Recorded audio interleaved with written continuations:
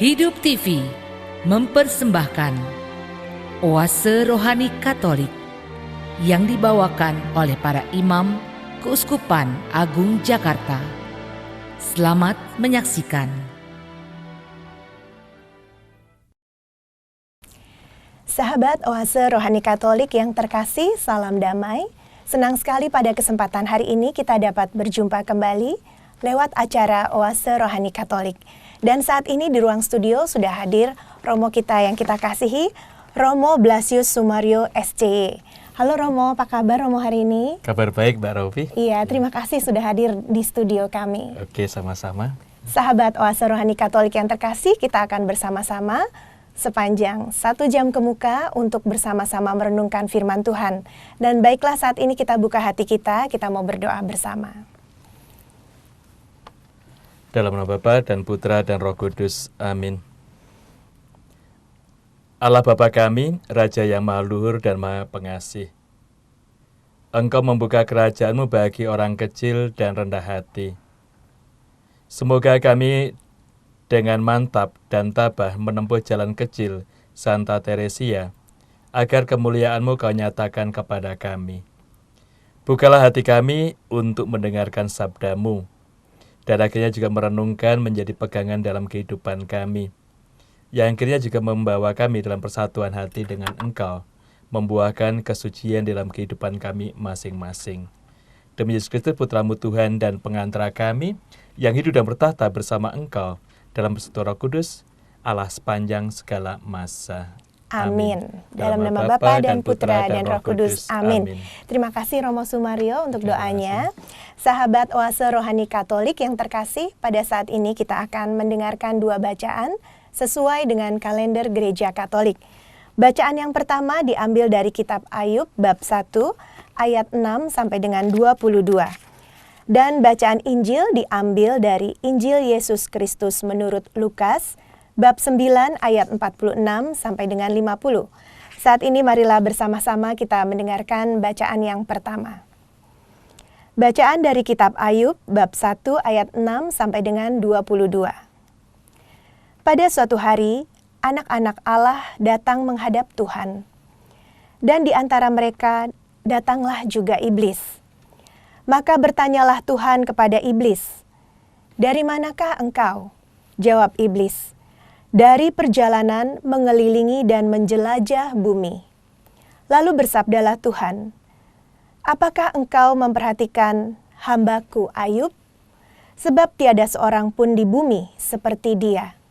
Begitu saleh dan jujur, takwa dan menjauhi kejahatan." Lalu jawab iblis, "Bukanlah Ayub mendapat keuntungan karena takwanya? Bukankah engkau yang membuat pagar sekeliling dia dan rumahnya serta segala miliknya? Apa saja yang dikerjakannya telah kau berkati, dan apa yang dimilikinya makin bertambah di negeri itu. Tetapi ulurkanlah tanganmu dan jamahlah segala yang dipunyainya. Ia pasti mengutuk engkau di hadapanmu." Maka Tuhan bersabda kepada iblis, "Nah, segala yang dipunyainya ada dalam kuasamu. Hanya janganlah engkau mengulurkan tanganmu terhadap dirinya." Kemudian pergilah iblis dari hadapan Tuhan. Pada suatu hari ketika anak-anak Ayub, laki-laki dan perempuan, makan-makan dan minum anggur di rumah saudara mereka yang sulung, datanglah seorang pesuruh kepada Ayub dan berkata, "Sedang lembu sapi membajak dan keledai-keledai betina makan rumput di sebelahnya. Datanglah orang-orang Sheba menyerang dan merampasnya, serta memukul penjaganya dengan mata pedang. Hanya aku sendiri yang luput, sehingga dapat memberitahukan hal itu kepada Tuhan."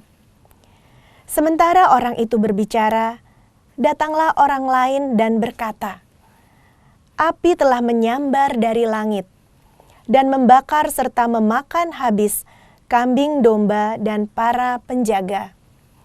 Hanya aku sendiri yang luput, sehingga dapat memberitahukan hal itu kepada Tuhan." Sementara orang itu berbicara, datanglah orang lain lagi dan berkata, Orang-orang Kasdim membentuk 3 pasukan, lalu menyerbu unta-unta dan merampasnya serta memukul para penjaga dengan mata pedang. Hanya aku sendiri yang luput, sehingga dapat memberitahukan hal itu kepada Tuan.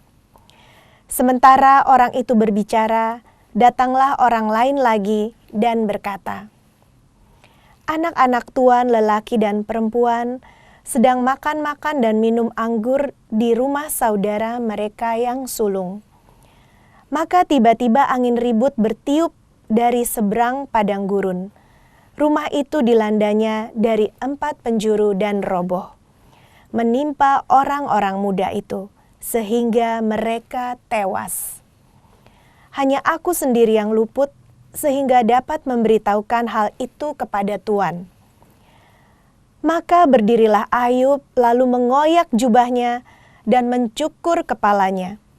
Kemudian sujudlah ia dan menyembah, katanya, "Dengan telanjang aku keluar dari kandungan ibuku. Dengan telanjang pula aku akan kembali ke dalamnya. Tuhanlah yang memberi, Tuhanlah yang mengambil, terpujilah nama Tuhan." Dalam kesemuanya itu, Ayub tidak berbuat dosa dan tidak menuduh Allah berbuat yang kurang patut. Demikianlah sabda Tuhan. Syukur kepada Allah. Sahabat yang terkasih, marilah setelah mendengarkan bacaan pertama, bersama-sama kita menaikkan Mazmur tanggapan. Condongkanlah telingamu kepadaku dan dengarkanlah kataku. Condongkanlah telingamu kepadaku dan dengarkanlah kataku. Dengarkanlah Tuhan pengaduan yang jujur. Perhatikanlah seruanku. Berilah telinga kepada doaku, doa dari bibir yang tidak menipu. Condongkanlah telingamu kepadaku dan dengarkanlah kataku. Daripadamulah kiranya datang penghakiman. Kiranya matamu melihat apa yang benar. Bila engkau menguji hatiku, bila engkau memeriksanya pada waktu malam dan menyelidiki aku, maka tiada suatu kejahatan pun kau temukan. Mulutku tidak terlanjur. Condongkanlah telingamu kepadaku dan dengarkanlah kataku. Aku berseru kepadamu karena engkau menjawab aku, ya Allah. Sendengkanlah telingamu kepadaku, dengarkanlah perkataanku.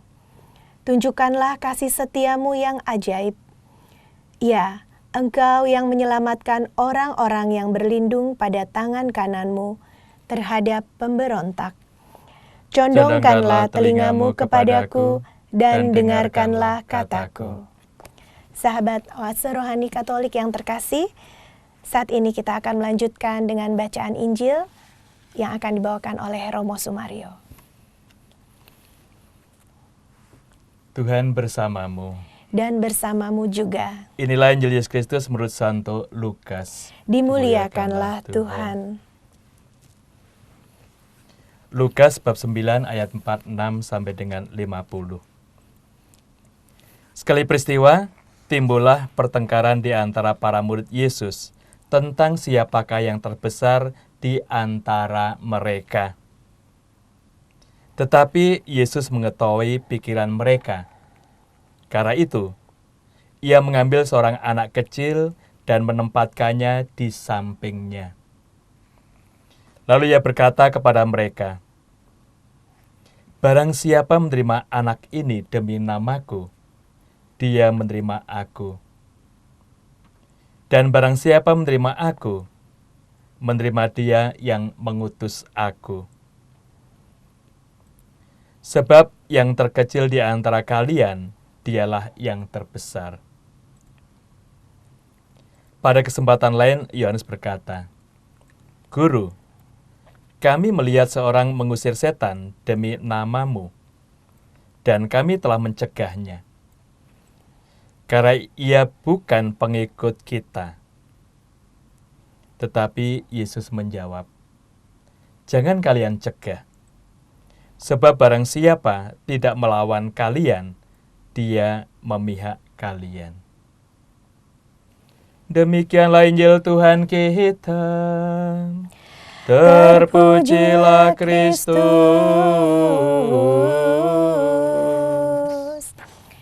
Terima kasih Romo Sumario untuk bacaan Injilnya. Romo, seperti biasa kita akan bersama-sama merenungkan mulai dari bacaan yang pertama terlebih dahulu. Dari kitab Ayub tadi Romo ya, pasti banyak hikmat yang dapat kita gali dari situ. Ya, silakan Romo memberikan perenungannya. Baik, Mbak Raufi, sahabat Oase Rohani Katolik yang terkasih, melalui pewartaan sabda hari ini, kita mendapat inspirasi yang istimewa, terutama dari pengalaman Ayub. Dia pribadi yang saleh, pribadi yang taat kepada Tuhan, dan juga yang menjauhi kejahatan. Dan ternyata sikap ini yang perlu kita miliki dan juga sikap ini yang dipuji oleh Allah. Kemudian yang juga bisa kita lihat, bisa kita perhatikan, kadangkala dalam pengalaman kehidupan kita, kalau kita mengalami kesulitan, penderitaan, kita menyalahkan Allah dan kita memandang Allah itu menghukum. Padahal dalam bacaan pertama tadi cukup jelas, Allah tidak pernah dan tidak mau menghukum manusia. Dan juga mengagumkan kalau kita lihat dalam bacaan pertama tadi, bahwa putra-putra Allah dan iblis datang menghadap Allah. Kemudian juga tadi kita lihat Allah memperhatikan semuanya. Dan pertanyaan kepada iblis tadi cukup mengejutkan kita. Dari mana saja kamu? Dan jawabannya juga mengherankan. Mengelilingi dunia. Lalu juga yang kita bisa lihat, bisa kita perhatikan dari pengalaman Ayub tadi.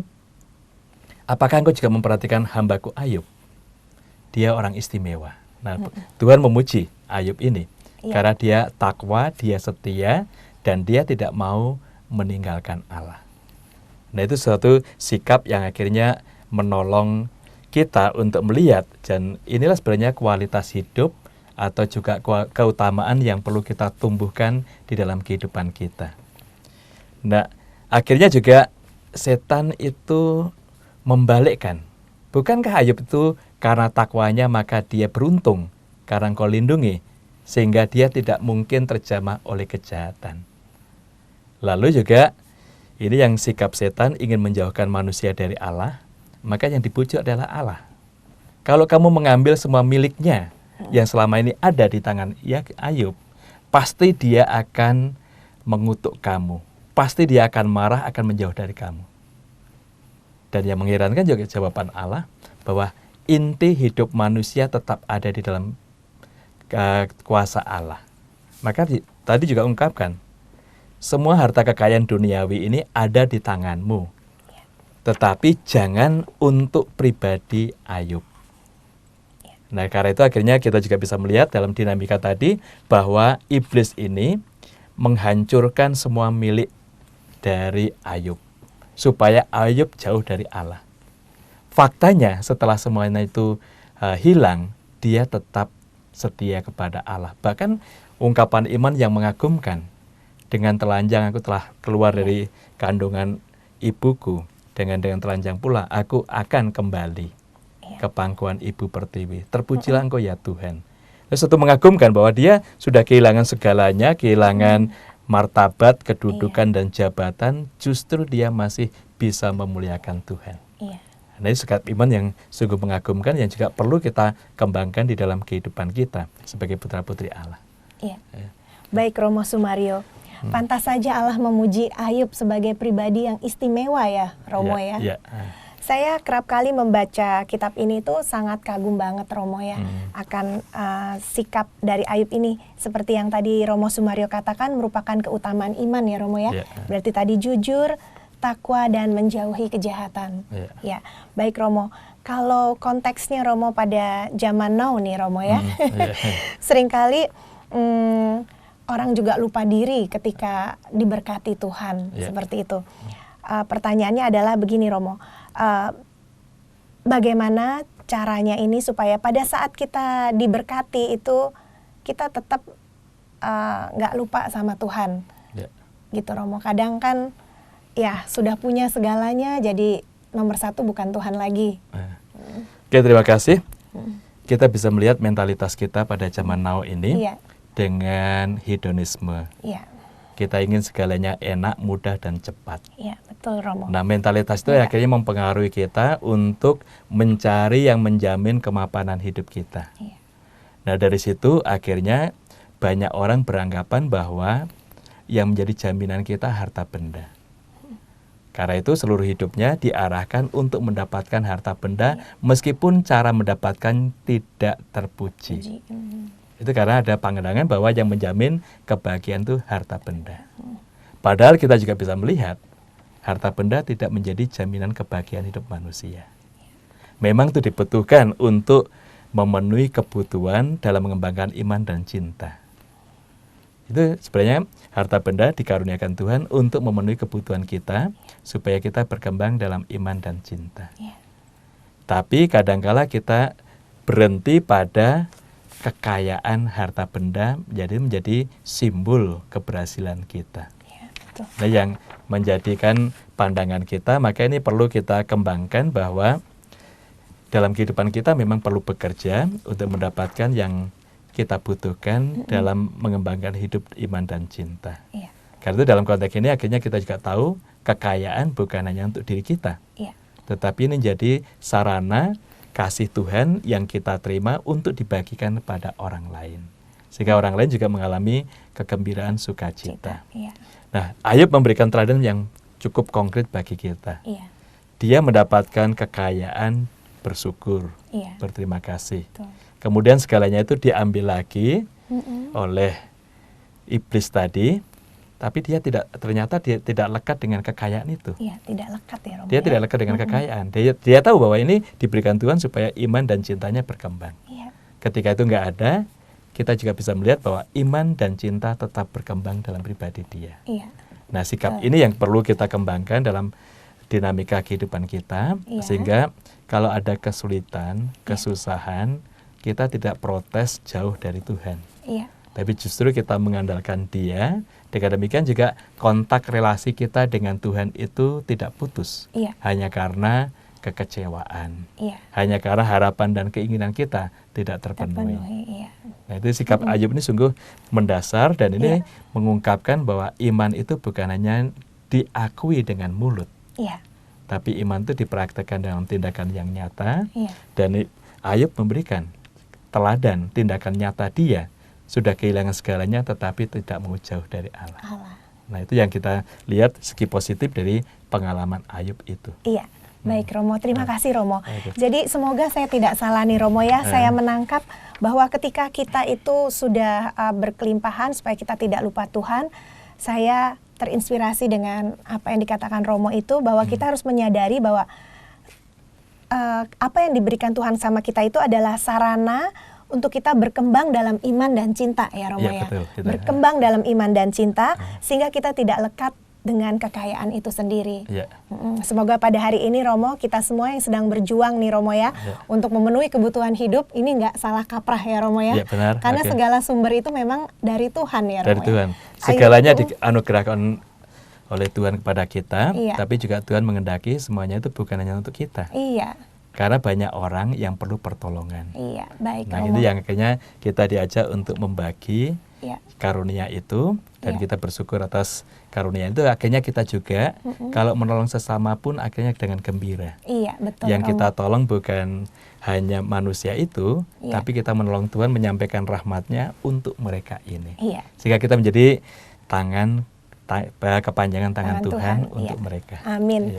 Kita diberkati untuk menjadi berkat ya Romo ya. Baik. Romo, dari bacaan pertama ini juga Romo, saya tertarik nih Romo, yang tadi Romo katakan ya, bahwa di awal tuh Tuhan bertanya kepada iblis, dari manakah engkau? Gitu. Terus ada percakapan ternyata antara iblis dan Tuhan. Ternyata iblis tuh boleh bertemu muka dengan Tuhan gitu Romo ya, dalam bacaan ini. Lalu iblis menjawab juga bahwa dia habis mengelilingi dan menjelajah bumi. Nah, maksudnya itu bagaimana Romo? Apakah kehidupan kita sehari-hari ini memang dipantau terus-menerus kepada iblis, oleh iblis gitu? Nah, itu kan gimana tuh Romo supaya kita bisa iblis kan musuh kita. Jadi apa yang seharusnya kita lakukan itu Romo? Kalau ternyata iblis tuh memantau kita ternyata. Nah, kita juga bisa melihat bahwa iblis ini selalu mencari pengikut. Kita tahu bahwa dia sebenarnya dari malaikat yang diciptakan Tuhan untuk hidup bersama dengan Tuhan dan juga untuk mengabdi melayani sesama. Tetapi dia membangkang. Karena itu kalau kita juga lihat dalam kitab Kejadian, mengapa Adam dan Hawa bisa jatuh dalam dosa? Karena akhirnya iblis itu mengatakan, memang semua buah pohon ini yang ada di dunia ini boleh kamu makan, hanya satu yang tidak boleh, yang di tengah taman. Karena kalau kamu memakan akan sama dengan Allah, tahu yang baik yang benar. Nah, Adam dan Hawa itu dengan semangat dan juga dengan ambisinya ingin menyamai Allah, maka melanggar perintah Allah. Nah, iblis ini tahu apa yang dikehendaki Tuhan. Karena itu dia akhirnya menarik manusia, menggodanya, seolah-olah kalau ini kita turuti tidak melanggar Allah. Padahal itu sungguh melanggar. Jadi yang kita lihat, karena itu akhirnya iblis ini juga berusaha untuk menarik kita jauh dari Tuhan supaya kita tidak selamat. Maka juga dalam surat Petrus diungkapkan bahwa iblis ini seperti singa yang mengaung-ngaung mencari mangsanya. Seram ya Romo. Seram itu yang ini. Lalu juga kita bisa lihat kita Yesus digodai setan. Dia tidak bisa menggodai Yesus, akhirnya dia pergi meninggalkan Yesus sambil mencari waktu yang tepat.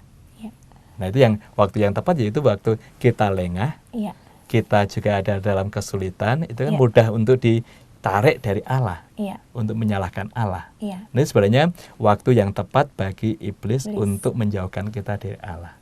Karena itu juga dalam pengalaman kita yang nampak dalam hidup gereja, kalau keinginan kita ada tantangan, kesulitan, kita menyalahkan ketua lingkungan, kita protes, kemudian kita nggak mau ke gereja.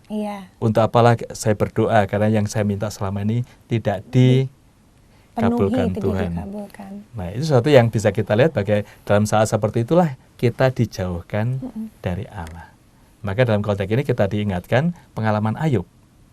Justru dalam kesulitan, dia tetap berpegang pada Allah, dan dia tetap bahagia meskipun kehilangan banyak hal.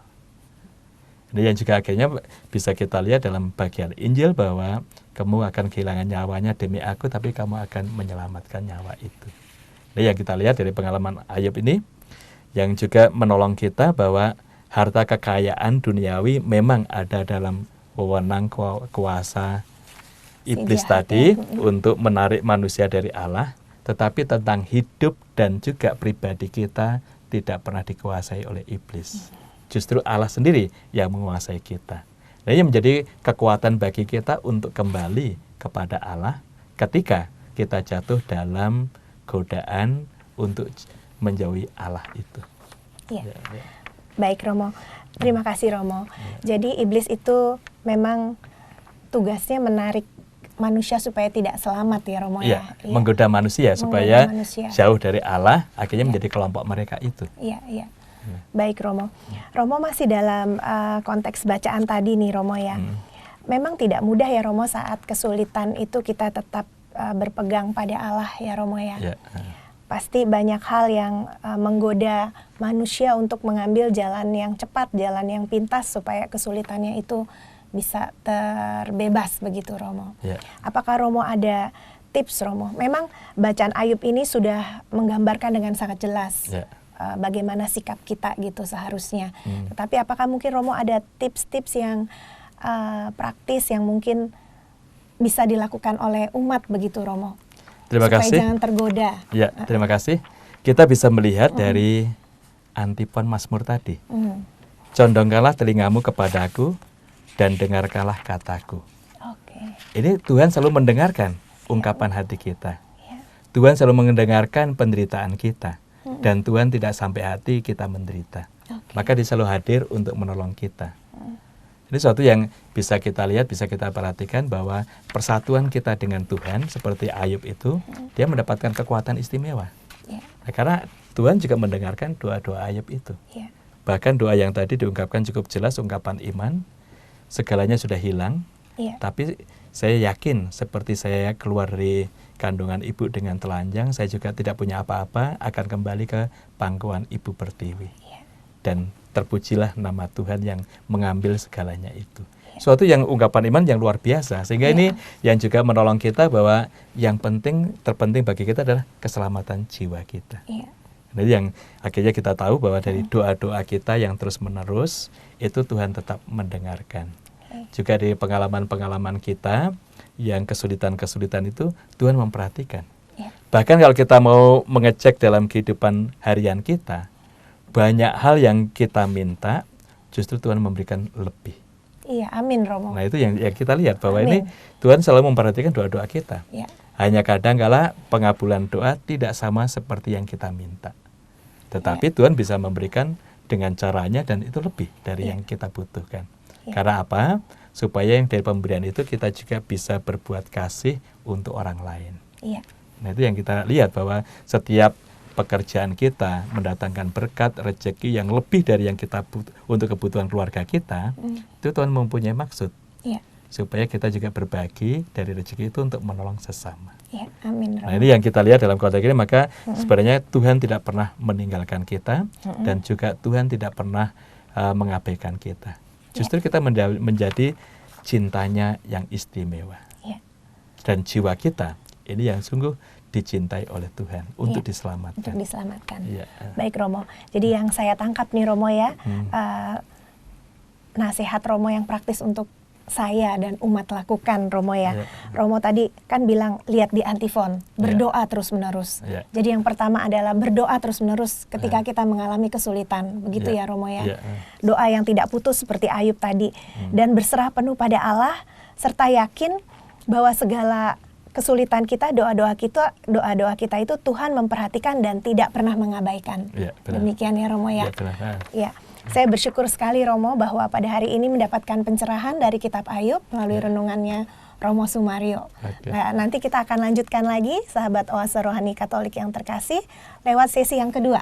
Jadi jangan kemana-mana, tetap bersama dengan Romo Sumario dan saya Raufi dalam acara Oase Rohani Katolik. Hidup TV mempersembahkan Oase Rohani Katolik yang dibawakan oleh para imam Keuskupan Agung Jakarta. Selamat menyaksikan.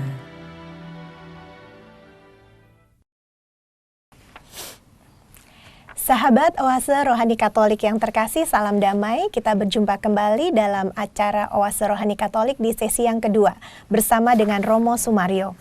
Romo, tadi di sesi pertama kita sudah bersama-sama merenungkan bacaan pertama dari kitab Ayub. Dan saat ini kita akan merenungkan bersama-sama juga bacaan Injil Romo. Dan hari ini juga umat Katolik merayakan pesta Santa Teresia dari Kanak-kanak Yesus. Perawan pujangga gereja dan pelindung misi. Ya, nanti mungkin Romo bisa menjelaskannya kepada kami ya Romo ya. Pasti ada hubungannya ya Romo. Ya, silakan Romo. Terima kasih. Sahabat Oase Rohani Katolik yang terkasih, dalam bacaan yang pertama tadi kita bisa melihat bahwa Allah itu memuji sikap Ayub, sikap kita yang takwa kepada Dia, kemudian yang jujur dan yang juga menjauhi kejahatan.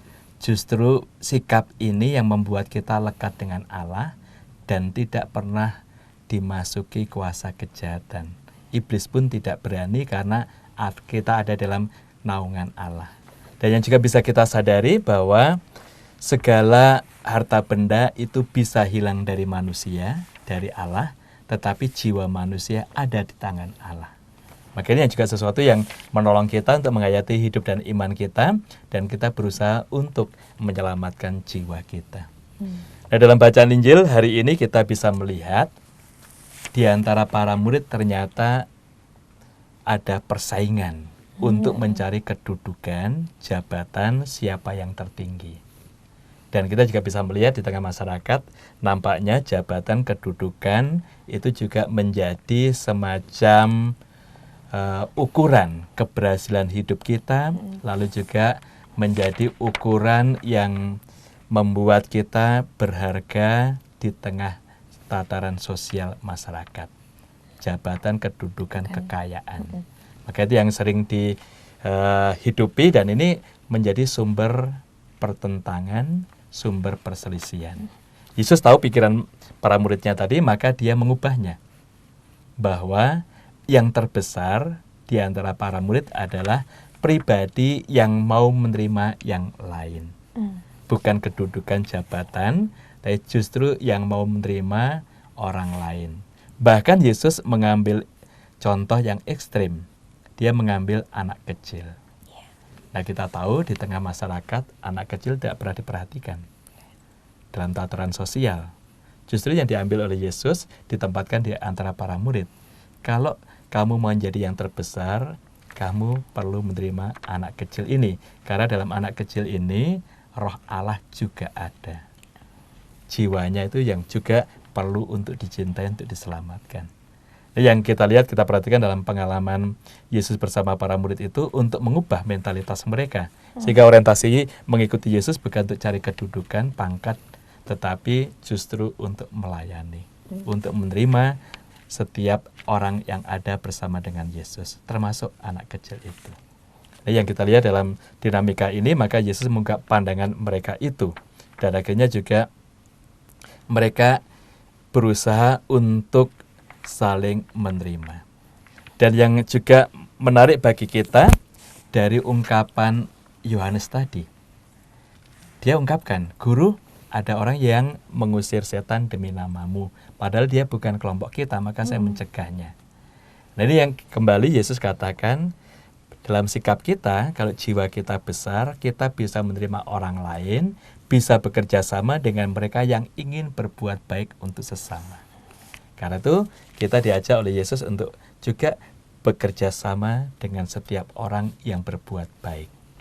Nah, ini akhirnya membuka pandangan orientasi hidup para rasul ini juga menjadi inspirasi bagi kita.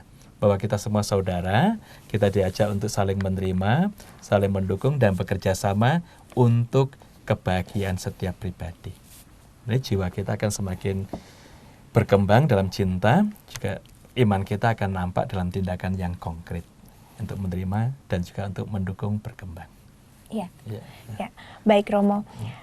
Renungan pada hari ini sesuai Injil ini mengingatkan saya kita Bhinneka, kita Indonesia ya Romo ya. Betul, antara lain itu. Iya ya. Jadinya kita memang kalau kita mengaku murid Tuhan ya kita harus bisa bekerja sama dengan orang lain tanpa memandang suku, ras, kelompoknya dari mana ya Romo, untuk satu tujuan, untuk perbuatan yang baik ya Romo ya.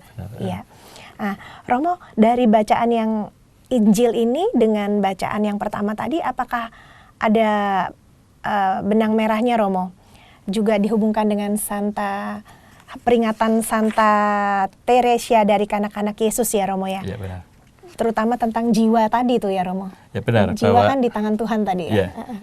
Ayub ungkapkan juga bahwa dia terpaut pada Allah. Iya. Dan juga Allah ungkapkan pada iblis tadi, kekayaan silakan ada tanganmu, tapi jangan pribadi dan jiwa Ayub itu. Maka jiwa kita itu sungguh dicintai oleh Tuhan. Sementara Yesus tadi juga ungkapkan, kita diajak untuk terbuka pada orang-orang kecil yang ada di sekitar kita, karena jiwa mereka itu juga yang dicintai dan diselamatkan Yesus. Nah, kita menerima mereka seperti menerima anak kecil ini dengan maksud untuk ditopang, ditolong, dan juga dibantu untuk diselamatkan. Sementara kita tahu yang kita rayakan hari ini Santa Teresia dari kanak-kanak Yesus, atau juga sering disebut Santa Teresa Lisieux. Karena dia menjadi biarawati di Lisieux ini. Biarawati dalam kongregasi Karmel. Dan kita juga bersyukur bahwa dari keluarga Teresia ini 4 putrinya menjadi suster di Karmel ini.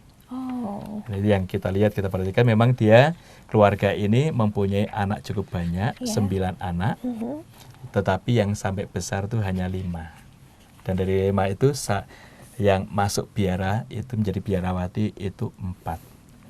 Nah, dari biarawati ini akhirnya kita juga bisa lihat bahwa mereka sungguh mendedikasikan dirinya untuk Tuhan. Karena itu juga kita tahu bahwa orang tua dari Teresia Lisieux ini juga dibeatifikasi menjadi beato beata karena teladan hidupnya, dan ini juga mengagumkan bahwa dari keluarga ini muncul 4 putri biarawati, dan itu juga biarawati Karmel yang pendoa. Ini yang kita lihat sejarah dari keluarga ini juga menjadi inspirasi bagi kita bahwa kesucian itu berasal dari keluarga. Jadi pandangan kita kesucian itu ada karena menjadi biarawan, menjadi imam. Justru kesucian muncul mengalir dari keluarga. Dan kita juga tahu santo santa tidak semua biarawan dan biarawati. Banyak suami istri menjadi santo santa. Nah, kita juga lihat, kita perhatikan. Nah, ini yang akhirnya dari keluarga ini muncul dalam pribadi Santa Teresia ini. Karena itu ketika masih anak-anak, dia sudah mempunyai keinginan untuk menjadi biarawati. Nah, yang mengagumkan.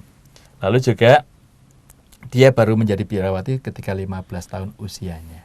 Oh, masih sangat muda sekali Romo ya. Boleh ya waktu zaman itu ya Romo ya? Sebenarnya belum boleh, hanya karena dia juga diajak oleh orang tuanya untuk ziarah ke Roma, ketemu dengan Paus, dan dia juga minta dispensasi untuk menjadi biarawati ketika masih muda. Paus katakan, ikutilah aturan yang ada dalam biara. Oh, gitu. Baik. Tetapi akhirnya dia pulang, cerita dengan uskupnya, dan akhirnya Bapak Uskup bersama para imam di parokinya mengizinkan dia masuk biara. Tapi juga didukung oleh pengalaman iman dari keluarga tadi. Maka dia masih muda menjadi biarawati dalam Ordo Karmel ini. Nah, kita juga bisa melihat dari refleksi hidupnya yang sungguh mengagumkan kita. Dia renungkan dengan judul Perjalanan Suatu Jiwa. Nah, untuk mendapatkan kesucian itu tidak perlu mengerjakan hal-hal yang besar, yang muluk-muluk. Kita semua bisa mencapai kesucian, setiap orang, termasuk orang yang kecil di tengah masyarakat dalam status sosialnya, asal kita mengerjakan segalanya. Pertama, penuh iman kepada Tuhan, dan yang kedua, penuh dedikasi dan cinta kasih. Nah, itu yang direfleksi oleh Santa Teresia kanak-kanak Yesus ini. Akhirnya kita juga bisa melihat bahwa melalui pergumulan hidup kita setiap hari, kita bisa menggapai kesucian itu. Nah, dia disebut dengan Teresia kanak-kanak Yesus karena memang dalam pergumulan hidupnya, dia mengutarakan, saya senang kalau diri saya ini, hidup saya ini menjadi mainan bagi kanak-kanak Yesus. Jadi bisa kita lihat refleksi semacam ini karena dia memang dalam tahap usia masih kanak-kanak. Sehingga dia berpikirnya tentang kanak-kanak Yesus yang jadi sahabatnya. Tapi di situ yang juga memberi informasi bagi kita bahwa persatuan hati dia dengan Tuhan itu cukup kuat. Karena itu dia mau memberikan hidupnya sebagai persembahan dan bahkan menjadi tanda petik mainan untuk kanak-kanak Yesus. Maka disebut Teresia kanak-kanak Yesus. Iya. Baik Romo. Ternyata sejarah hidupnya Santa Teresia ini juga ada beberapa yang baru saya dengar nih Romo. Bahwa ternyata orang tuanya itu juga diangkat menjadi Santo Santa ya. Beato Beata ya. Baik ya. Karena mereka bisa mendidik anak dengan baik ya Romo. Ya. Tadi Romo saya tertarik Romo mengatakan kesucian berasal dari keluarga. Ya. Sementara saat ini Romo keluarga-keluarga mungkin sama sekali tidak berpikir bahwa kesucian itu berasal dari keluarga.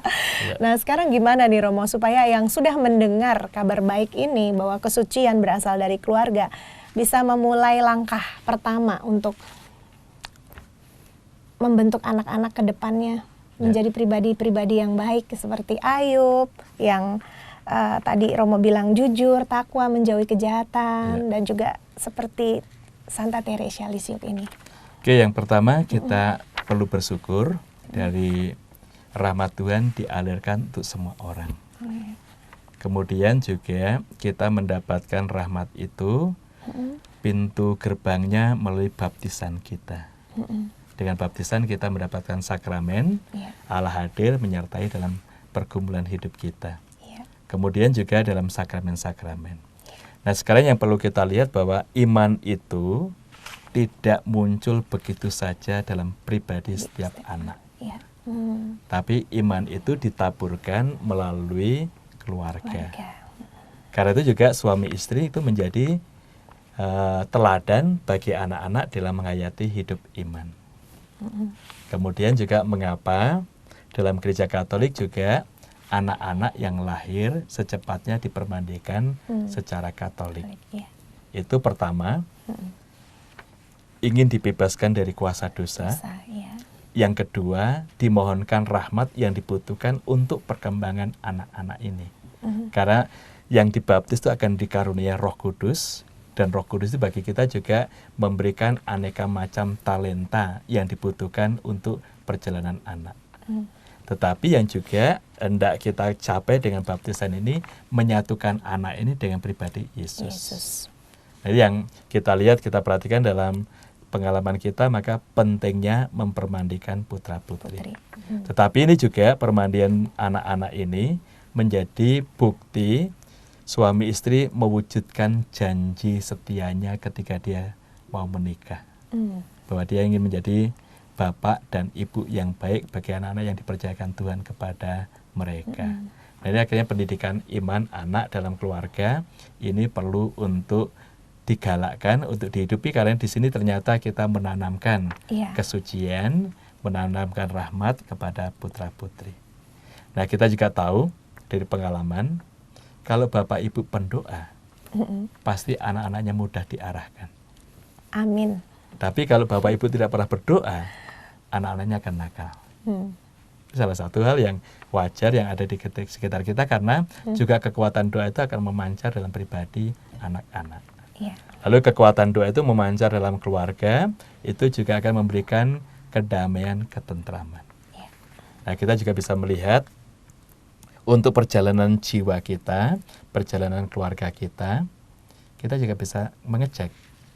Kalau dalam keluarga kita itu berdoa, bisa berdoa bersama-sama, akan mudah bersama-sama bidang-bidang yang lain. Lalu juga ketentraman, kedamaian akan mengalir dalam keluarga itu. Maka cinta kasih, kepercayaan semakin tumbuh. Tapi kalau kita nggak pernah berdoa, kita nggak bisa berdoa, kita juga nggak akan bisa bersama di bidang yang lain. Akhirnya juga kecurigaan, pertengkaran itu yang muncul, yang sering terjadi. Nah, karena itu kita diajak oleh Santa Teresia, kanak-kanak Yesus, untuk perjalanan jiwa kita tadi, akhirnya mengerjakan segalanya atas dasar cinta dan iman. Nah, yang perlu kita tumbuhkan dalam keluarga kita. Maka juga sering kita lihat konflik antara orang tua dan anak. Itu yang sering terjadi. Konflik antara lain karena orang tua memberi perintah kepada anak untuk mengerjakan sesuatu tanpa penjelasan. Akhirnya anak menolak karena dia sebenarnya mau santai, mau bermain. Lalu kok disuruh bekerja. Padahal maksud orang tua juga baik. Dia ingin melatih anak-anak untuk bekerja supaya mempunyai suatu keahlian untuk masa depan yang dibutuhkan. Kemudian juga ingin membagikan tugas kepada anak sebagai salah satu ungkapan cinta untuk keluarga. Nah, ini yang tidak dijelaskan. Betul. Sehingga kalau kita lihat, kalau menjelaskan bahwa kita perlu untuk saling melayani, kita mengerjakan segalanya itu untuk cinta kita kepada keluarga, itu pasti anak juga akan terbuka hatinya dan melakukan dengan senang hati. Betul, Romo. Nah, ini yang sesuatu yang bisa kita lihat dari perjalanan jiwa menurut Teresia tadi, melakukan segala sesuatu yang paling kecil pun atas dasar iman dan kasih. Nah, itu akan memberi nuansa kebahagiaan, ketentraman, kegembiraan kepada semua anggota keluarga. Baik, Romo. Terima kasih, Romo, untuk penjelasannya, Romo. Saya jadi ingat barusan ini teman saya cerita, Romo. Dia pulang kerja, rumahnya berantakan, cucian piring belum beres. Nah, dia bilang, aduh Rofi, katanya anak zaman sekarang tuh beda ya. Saya suruh bantuin untuk cuci piring, malah marah balik ke saya anak-anak. Saya jadi ingat saat ini Romo bilang ya, mungkin karena tidak dijelaskan, tidak diberikan pengertian di awal, jadi hanya langsung diperintahkan saja. Jadi anak ya benar Romo, mungkin dia mau santai, pulang sekolah juga capek, malah disuruh cuci piring gitu ya Romo. Iya. Terima kasih Romo, dan ini juga Romo tadi mengingatkan kita semua bahwa apapun yang kita lakukan itu harus dengan dasar iman dan kasih ya Romo. Ya, benar. Sehingga ada ketentraman, ada kedamaian di dalam keluarga. Ya, ini sangat indah sekali Romo. Semoga saya dan umat semua yang mendengarkan saat ini bisa mempraktekkannya nih Romo. Oke, baik. Biar ada damai dan ketentraman di dalam rumah ya Romo ya. Romo masih ada beberapa menit ke muka nih Romo.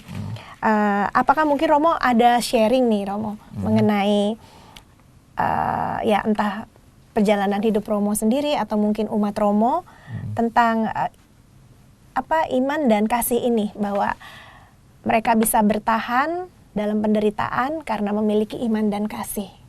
Oke, terima kasih. Nah, yang juga bisa kita lihat, bisa kita temukan dalam pengalaman kita sendiri, bahwa iman kasih itu mendorong kita, dan juga iman kasih itu terwujud dalam tindakan yang konkret. Iya. Nah, saya dari pengalaman keluarga saya sendiri, Iya. bapak saya tidak pernah marah. Wow. Luar biasa. Tidak pernah marah dia. Iya. Tetapi kalau dia diam, Iya. berarti ada sesuatu yang nggak beres dengan kami. Oh. Nah, akhirnya kami gosak-gusuk, ada apa ya? Nah, itu sesuatu yang bisa kita, atau paling tidak saya syukuri bahwa orang tua saya tidak pernah marah, bapak saya itu. Tapi dia juga kalau ada sesuatu, hanya reaksinya diem. Nah, dia diem, kami udah tahu bahwa ada yang nggak beres. Nah, dari situ akhirnya saling melihat ada apa dan sebagainya. Kemudian juga lihat tanggung jawabnya. Misalnya ketika itu karena sapi belum dicarikan rumput. Nah, akhirnya kami tahu, nah itu tugas siapa. Iya. Nah, akhirnya dengan cara demikian sebenarnya karena diberi tanggung jawab itu, akhirnya yang lain juga saling mengingatkan. Iya. Nah, akhirnya juga berikutnya kami tetap mengerjakan tugas masing-masing dalam rumah tangga, sambil belajar dan sekolah itu, orang tua juga bekerja. Nah, ini sesuatu yang kiranya juga bisa untuk kita tanamkan dalam keluarga kita, bahwa menegur anak tidak dengan marah. Nah, iya, betul. Nah, karena kalau kita marah, itu biasanya kata-kata banyak keluar, tapi nggak baik kata-kata itu. Iya. Nah, itu yang membuat juga anak nggak mau dengarkan. Oh, nggak baik kok didengarkan. Iya, betul sekali. Nah, tapi kalau dengan ungkapan, kesabaran, ketentraman, ketenangan, itu juga akan membantu kita, bahwa anak juga bisa memahami. Tapi juga kadang-kala demikian, kita kurang waktu untuk bicara dengan anak dan mendengarkan anak. Karena juga biasanya anak, misalnya, saya mau bermain 1 jam dengan teman saya. Nah, orang tua, enggak, kamu harus les ini, harus les itu. Jadi kadang-kadang ini membuat anak juga jengkel dengan orang tua, tapi nggak tersalurkan. Maka ini juga perlu kita lihat kebutuhan anak, kemudian kita dengarkan, dan kalau kita dengarkan mudah untuk diarahkan. Itu sesuatu yang juga bisa mengembangkan komunikasi dalam relasi keluarga kita. Ini sebenarnya yang terjadi dalam keluarga Teresia Lisu ini. Jadi sungguh keluarga yang harmonis, dalam arti saling mendengarkan, mengungkapkan. Dan yang sangat, kalau kita lihat, sebenarnya Teresia ini juga ibunya meninggal ketika dia masih kecil. Kemudian dia dididik oleh kakaknya, Caroline. Nah, ketika kakaknya masuk biara, dia ingin masuk juga. Karena ini seperti sudah didampingi, dan dia sangat tertarik dengan kakaknya itu. Ini sesuatu yang bisa kita lihat bahwa komunikasi dalam keluarga itu akhirnya juga menjadi sumber kegembiraan dan juga menumbuhkan tanggung jawab satu terhadap yang lain.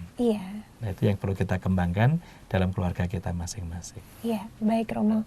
Terima kasih Romo atas sharingnya Romo juga ya Romo ya. Nah Romo, masih konteks ini juga nih Romo. Tentang kanak-kanak itu sendiri Romo ya. Tuhan Yesus kan dalam kitab suci itu ada beberapa kali ya mengungkapkan supaya kita memiliki iman seperti anak-anak ya Romo ya. Selain yang hari ini. Ya sebetulnya mengapa Romo Tuhan itu justru menyuruh kita untuk menjadi seperti kanak-kanak? Nah, ini ada beberapa karakter Iya. yang ada dalam pribadi anak. Iya. Sebenarnya kita miliki ketika kita masih anak, Oh iya. tapi itu hilang. Iya. Nah, karakter itu misalnya sungguh percaya dan mengandalkan. Anak kan percaya mengandalkan orang tua. Iya, benar. Nah, itu yang kita lihat. Nah, ketika kita masih kanak-kanak, kita percaya mengandalkan orang tua. Tapi ketika sudah dewasa, kepercayaan itu hilang karena merasa sudah bisa sendiri. Iya. Nah, demikian juga dalam kehidupan kita, kita kalau dalam kesulitan, kita mengandalkan Tuhan. Iya. Tapi kalau kita sudah berhasil, kita melupakan Tuhan. Mm-mm. Nah, ini yang perlu kita kembangkan dalam Yesus tadi mengingatkan bahwa kita perlu mempunyai sikap percaya, mengandalkan Tuhan terus-menerus. Lalu juga dalam pribadi anak itu mudah berbagi dengan orang lain. Iya. Juga mudah menceritakan kebaikan-kebaikan dalam keluarga. Iya. Yang tanpa kita sadari, misalnya anak-anak main-main di rumah, Iya. wih, ibu saya motong ayam, Iya. karena nanti simbah saya mau datang. Iya. Itu diwartakan karena hal yang baik. Mm-mm. Nah, ini yang di antara kita, kebaikan-kebaikan sesama jarang kita wartakan. Keburukan. Justru sebaliknya rumpi keburukan-keburukan itu. Ini Iya. yang perlu kita tumbuhkan karena ini Iya. sudah mentalitas sebenarnya sudah ada dalam pribadi kita. Iya. Hanya dalam dinamika hidup itu hilang. Karena kita merasa bisa mandiri, bisa mencukupi segalanya Iya. sendiri. Nah, itu yang kita lihat, kita perhatikan. Maka dengan perjalanan jiwa Santa Teresa Lisieux ini, kita diingatkan bahwa kita diajak untuk menghidupi karakter-karakter yang ada dalam pribadi kita seperti kanak-kanak itu. Iya. Kecuali ini juga kita bisa melihat dalam pribadi anak itu rendah hati. Nah, ini yang ingin ditampilkan oleh Yesus dalam pribadi kita perlu mempunyai juga sikap rendah hati. Justru dalam kerendahan hati ini kita bisa menghargai orang lain, tapi juga dengan kerendahan hati kita juga bisa mengakui kelebihan orang lain. Iya. Nah, ini akhirnya orang yang rendah hati juga akan mudah bekerja sama dengan setiap orang. Nah, yang ingin ditanamkan dalam pribadi kita oleh Tuhan Yesus dalam pengalaman ini. Maka juga dari pengalaman keluarga Teresa Lisieux ini, yang juga mengembangkan kerjasama di antara mereka, itu akhirnya juga berkembang. Iya. Hal yang lain yang juga bisa kita lihat, Teresa ini usia 24 tahun sudah dipanggil Tuhan. Iya, masih muda sekali. Masih muda. Dan dalam biara dia sakit-sakitan. Tapi yang mengagumkan bahwa ketika dia sakit, justru dia banyak berdoa bukan untuk dirinya yang sakit, Iya. bukan untuk kesembuhan. Dia berdoa untuk para misionaris Oh. yang ada di tempat-tempat yang sulit, supaya kerajaan Allah berkembang di dunia ini. Nah, ini akhirnya juga setelah kematiannya, dia diangkat menjadi doktor, itu pengajar iman terutama di sini. Bahwa dia menaruh perhatian untuk karya misi dan mendoakan para misionaris di tempat-tempat yang sulit itu. Justru karena doa-doa Teresia ini, meskipun dia belum pernah pergi keluar dari biara ini karena dia biara kontemplatif, Iya. dia menjadi pelindung misi. Karena Luar biasa. dengan doa-doanya itu dia berkembang atau mengembangkan juga pelayanan-pelayanan misi ini. Ya. Kemudian juga dia diangkat menjadi pelindung Prancis. Oh. Karena dia juga memang mempunyai perhatian untuk perkembangan kebahagiaan, ketentraman untuk seluruh negara Perancis.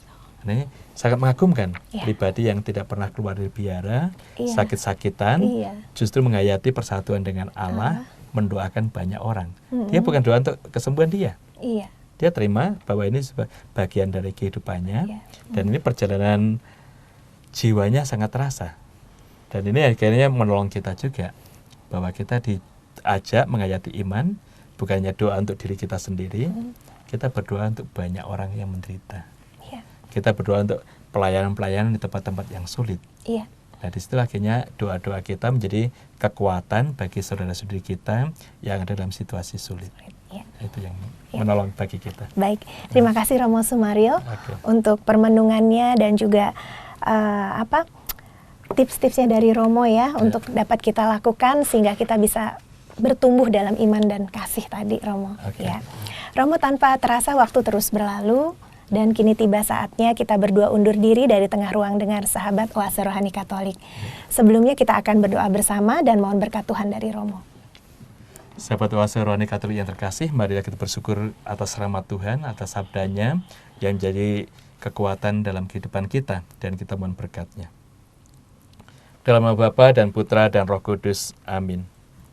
Allah Bapa yang Maha Penyayang, cinta kasih-Mu mendorong Santa Teresia menyatukan diri dengan Dikau dan memohonkan kasih sayang-Mu bagi semua orang.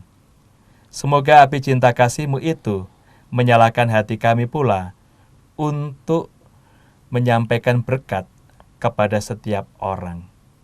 Dan akhirnya juga kami mengerjakan segalanya dengan penuh iman dan cinta kasih seperti Teresia Lisieux. Dan akhirnya juga kami mempunyai keutamaan iman seperti Ayub, menjadi pribadi yang takwa kepadamu, yang setia, dan akhirnya juga menjauhi kejahatan. Dengan demikian perjalanan jiwa kami menumbuhkan sukacita, kedamaian, kebahagiaan untuk setiap orang. Demi Yesus Kristus, Putra-Mu Tuhan dan Pengantara kami yang hidup dan tertata bersama Engkau dan bersama Roh Kudus Allah sepanjang segala masa. Amin. Amin. Tuhan bersamamu. Dan bersamamu juga. Hidup, karya, doa, dan keluarga kita selalu dibimbing oleh berkat Allah Kuasa, Bapa dan Putra dan Roh Kudus. Amin. Amin. Sahabat Oase Rohani Katolik yang terkasih, selamat melanjutkan aktivitas Anda pada hari ini. Selalu gembira dan tetap semangat. Kita Bhinneka, kita Indonesia. Demikianlah Oase Rohani Katolik yang dibawakan oleh para imam Keuskupan Agung Jakarta. Tuhan memberkati.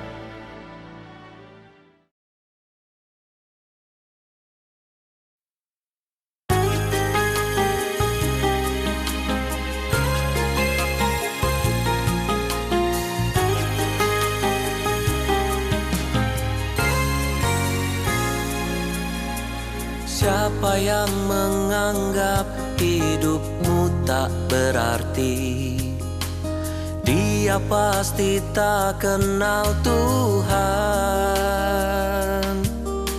Sebab Tuhan yang membuat manusia berharga, biar tak punya apa-apa. Lihatlah bunga bakung pun dihiasinya, burung pipit dipeliharanya. Terlebih engkau manusia dikasihinya, walau bersyukur pun tak bisa.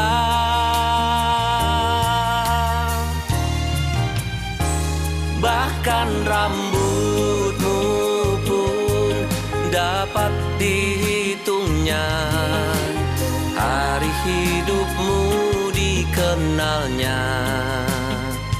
Biarkan Dia berkuasa atas hidupmu, yang berharga di hadapannya.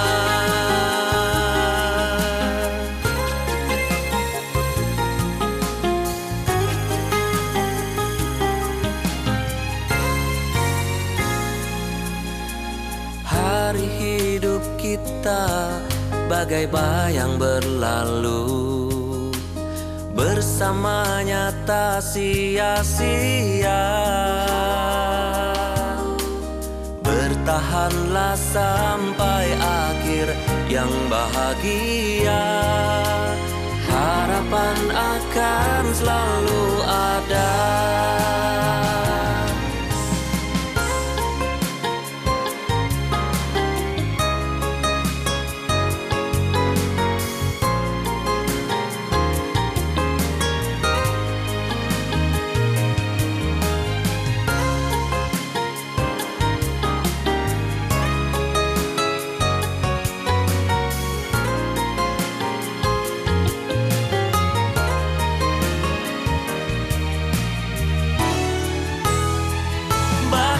Rambutmu pun dapat dihitungnya,